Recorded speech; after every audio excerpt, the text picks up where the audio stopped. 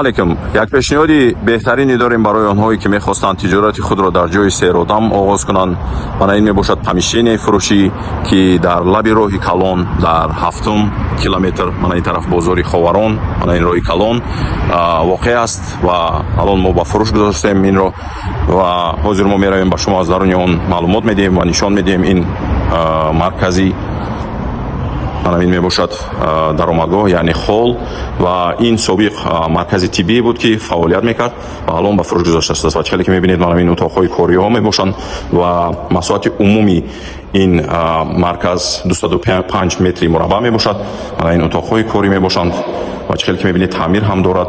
آبهایش هست، آب و برق دائمی است و عین زمان این مرکز با فروش گذاشته شده است. 205 متر مربع مساحت عمومش و تیغ پاسپورت هم دارد، سرتیفیکات هم دارد، همه حجت‌هایش 100% میباشند و خیلی که گفتیم برای آنهایی که میخوان تجارت خود را شاید مرکز سودای خوراک یا اینکه لباسوری یا اینکه دیگر چیزها بهترین جای میباشد، چون که در اینجا یک چند تا در لب راه بسیار بناهای استقامتی واقعا و آدمان زندگی میکنند. در نزدیکی بازار خاوران واقع است و همه نمود خطسیرها از این راههای کلان میگذرند و این مرکز نرخ نهاییش 2,280,000 سوم میباشد.